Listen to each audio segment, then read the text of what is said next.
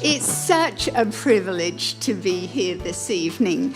At Peter and Jackie Brooks' invitation, they are such wonderful representatives of all that is good and godly about power to change.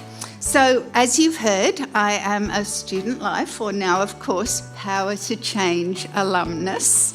In the late 70s and early 80s, I was indeed studying psychology at UQ and looking for ways to learn and grow in a newly personalised faith. And alongside the wonderful fellowship of our discipleship group and the joys and challenges of sharing the gospel, I attended a lay institute for evangelism week-long intensive, and it exposed me to the deeper things of God, which just enraptured me, and that has really continued to form my life throughout my adult years. Which was just as well, because at the same time in my late teens, I was diagnosed with a form of muscular dystrophy. It comes in many forms, and most people are only familiar with the most catastrophic of these, which is Duchenne dystrophy, which affects boys exclusively and is very serious. In the past, at least, it led to major disability and death generally by early adulthood. The type I have is FSHD, and that's all you need to know. It just gets too complicated from there, and it manifests very differently in each person. Some remain largely symptom-free, while others are affected from childhood and experience life-threatening respiratory difficulties. It's progressive, and there are currently no treatments or cures, but there are a lot of good people working on it. Not that I knew any of this at the time that I was diagnosed. I had issues with my shoulders and ankles, but I was otherwise pretty healthy. And you know what it's like at that age? I was bulletproof. It was all going to be fine. Life was for living in the midst of my marriage to the remarkably wonderful Peter. I'm raising our two boys through my work in counselling psychology and as an active member of our church community. There isn't time tonight for me to bear witness to God's faithfulness in so many ways down through those years. But after a period of burnout from my counselling work and time out to rediscover God and myself, the challenges of my increasing disability were causing me to ask some different questions. I wonder what you think they might have been. Perhaps surprisingly, none of them were, why me? This has never resonated with me as the kind of question that I would ask God. Why should I have a corner on a perfect world, when that's certainly not what I see in the lives of those around me? Struggle and suffering come in many different forms. And for me, the most important thing I knew about God, even at that stage, was that He is the God who draws near. That is who He is. You know, it's summed up in the person of Jesus Christ. But our God is the God who draws near in the midst of whatever it is that we're experiencing. So, Instead, about 15 years ago, as life became harder, my questions instead were about hope. If life was going to be increasingly difficult, then something told me I needed hope. What does it mean to hope? What difference does it make to hope? What can I hope for? Who can I hope in? What I needed wasn't some kind of wishy-washy hope, a fingers crossed and hope for the best kind of hope, but something solid enough on which I could plant my increasingly unreliable feet. So I went looking for hope. And whilst this wasn't the only reason behind my further studies in theology, it has certainly shaped the way I went about them. The first and most important thing I learnt was that Jesus hoped. There was, Hebrews 12 tells us, a joy that was set before him. What a fabulous definition of hope. A joy that was set before him, which enabled him not only to cope, but to overcome even the shame and the hostility of the cross. And that was just the kind of hope I needed. I needed some joy set before me, which would enable me moment by moment, day by day, year by year, to find purpose and hope. When every moment, every movement is demanding and confronting, when every plan, every purpose is fraught with uncertainty and risk, then hope becomes everything.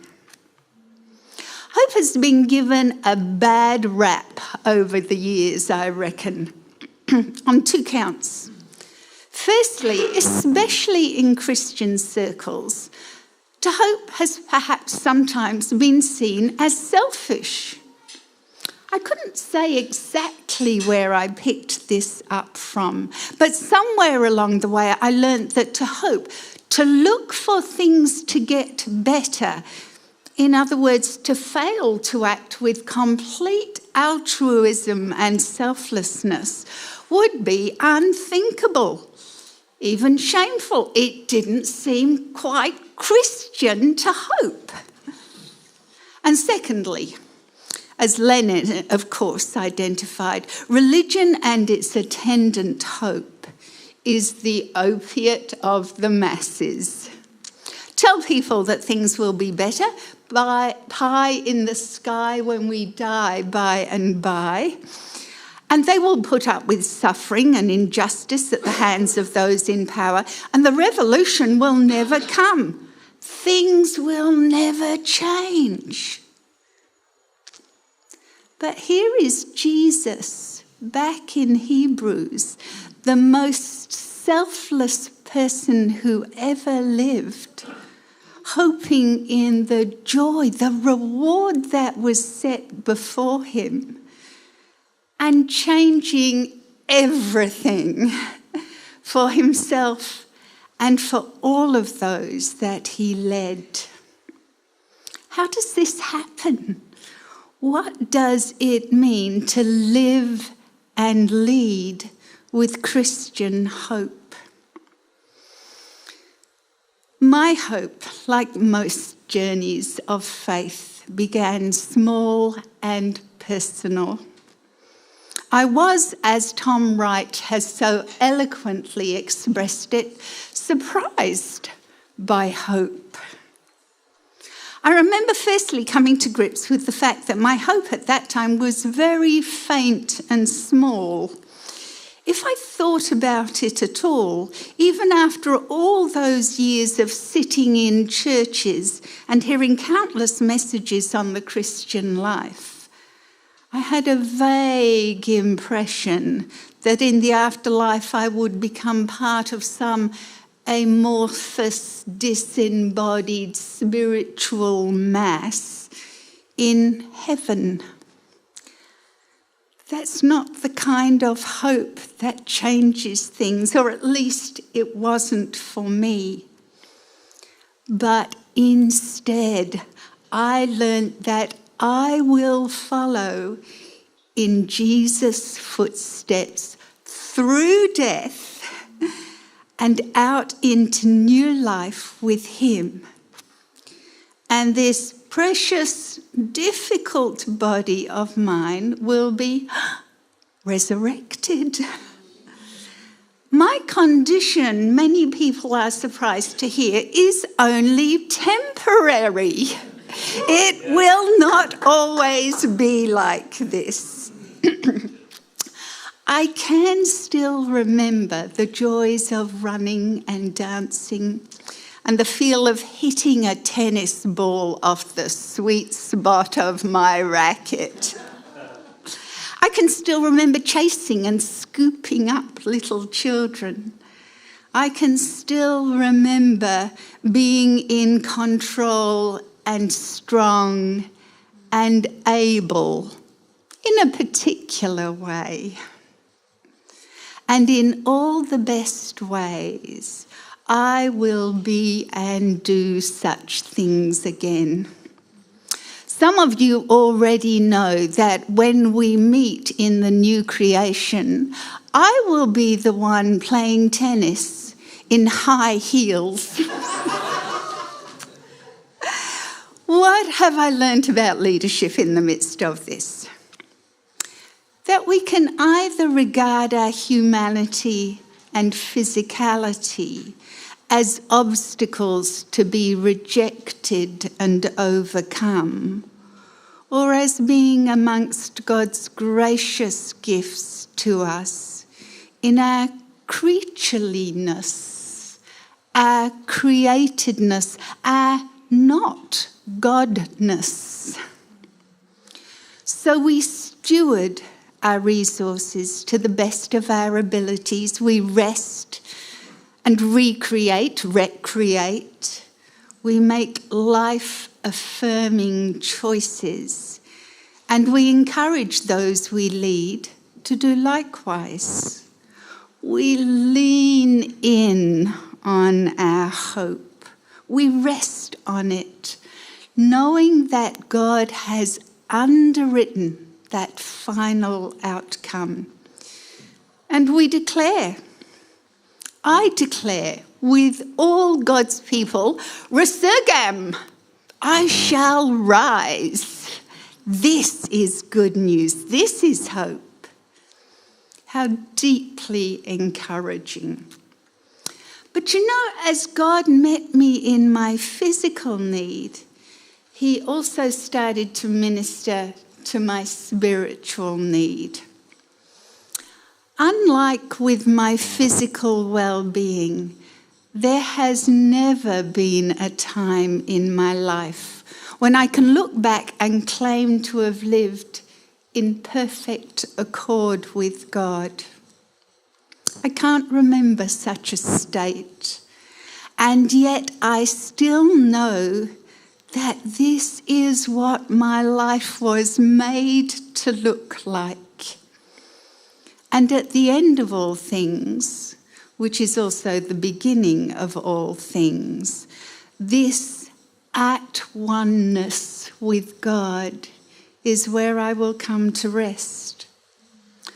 On that great day at the end of this age, everything within me will come into accord with who God is, and striving and sin will be done with.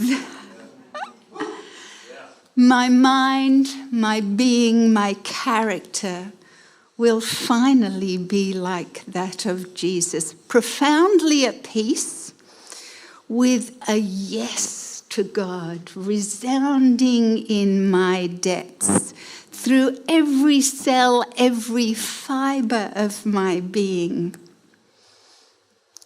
Does my physical disability and the struggle that goes with it have anything to do with this spiritual space?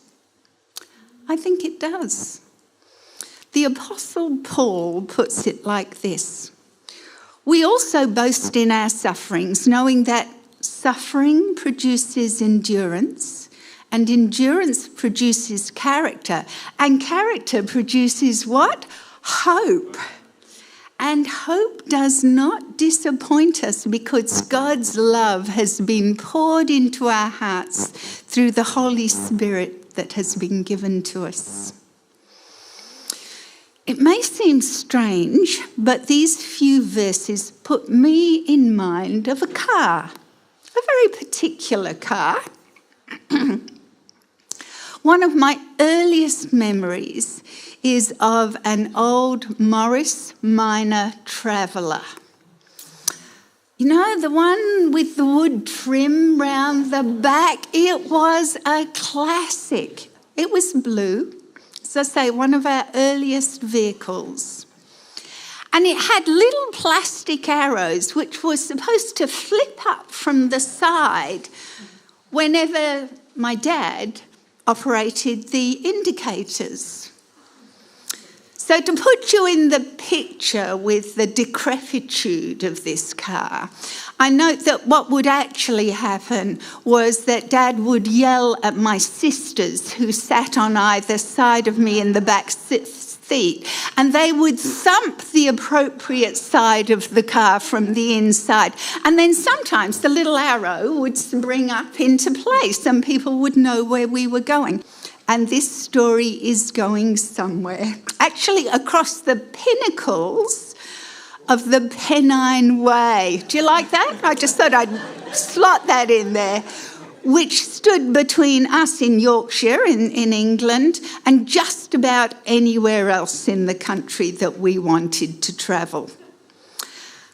Now, as we approached the hills, Dad would stop a way back.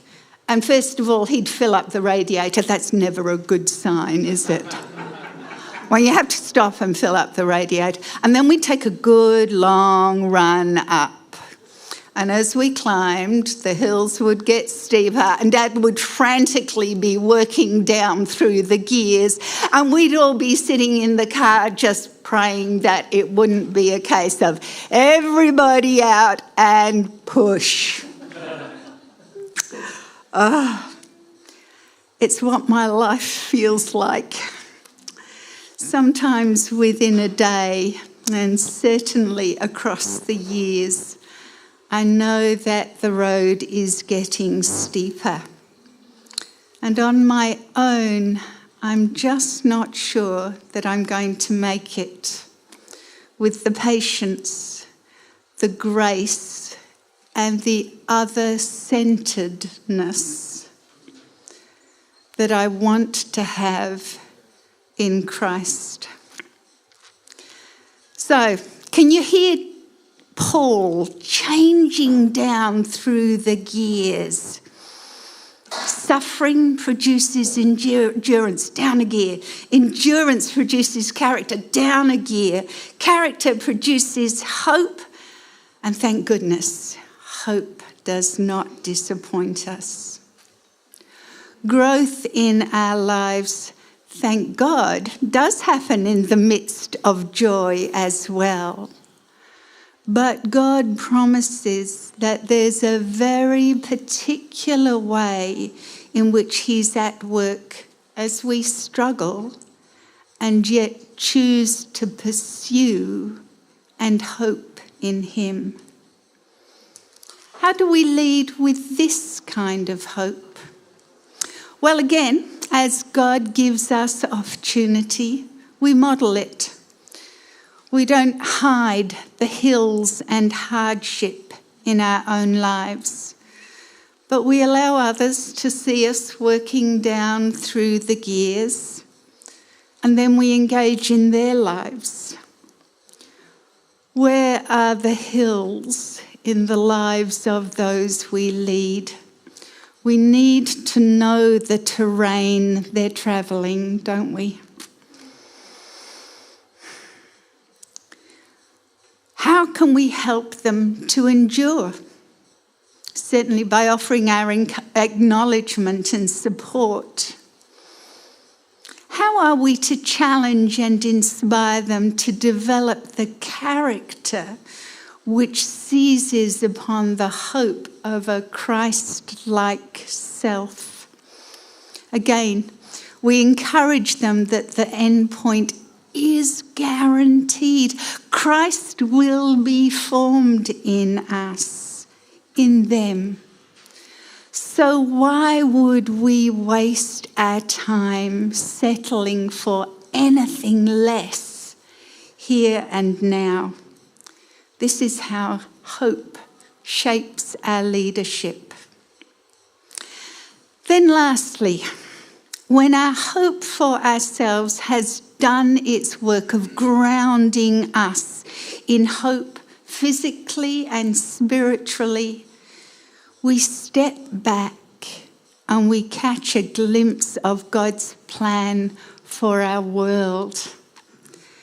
And it takes our breath away. Many of us grew up in a time when the very best we were taught to imagine, the very best we could hope for, was a return to Eden, to walk alone in the garden with God. This was heaven.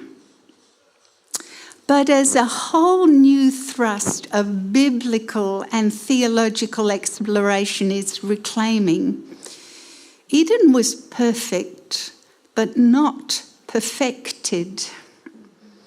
It is not our destiny. It is not our hope. The new heaven and earth are. So the Apostle John writes, "Then I saw a new heaven and a new earth, for the first heaven and the first earth had passed away, and the sea was no more.